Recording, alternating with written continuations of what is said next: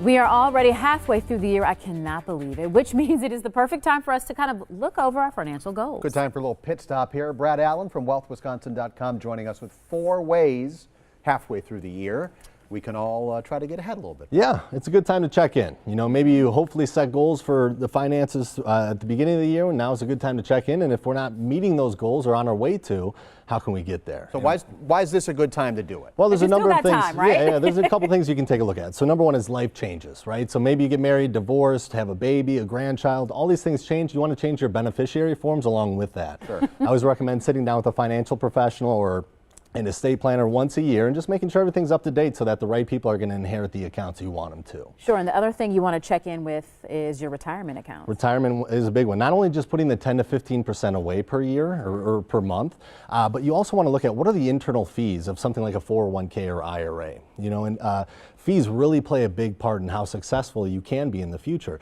The average fee is about 1%. So if you think 1% in that account is compounding over the years, that fee keeps getting bigger and bigger and bigger. It's said that if you stay at the company for 40 years, you put the money into the 401k that whole time, you could spend over $500,000 in fees internally that you don't see. So it really plays its part too. Be your own advocate. Look into what the fees are you're paying. And the first 6 months of this year have been a little volatile on top of it, so it's probably not a bad idea to have a conversation. Yeah. Am I in the right place for the retirement date I have in mind? Right, right. So what about taxes? Taxes are a big one too. We just got done with taxes, but it's never too early to start. We have a different tax system this go around. So we want to take a look at what tax bracket do we fall into. The standard deduction doubled, but itemization kind of went out the window. There's not as much itemizing anymore. So just coming up with a plan on what you want to do.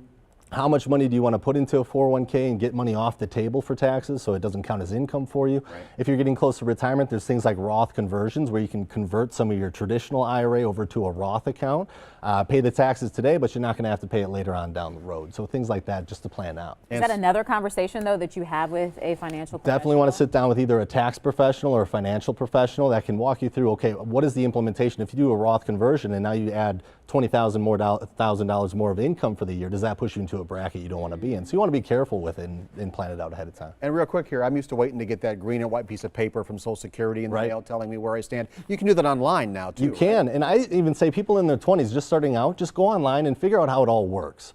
They take your 35 highest paid working years, they average that number out, that's your full retirement age, what you get on a monthly basis. So just trying to figure out how it all works. There's 500 different ways that you can take Social Security when you get to Social Security age. So whether it's spousal benefits or just letting it grow at 6 or 8% per year, all these different things play its part, so you want to plan it out ahead of time. Sometimes looking at that Social Security depresses me. But you're right. That's another conversation for another day. Help us prepare ourselves for the end of the year. Right. Thank you, Brad. You're welcome.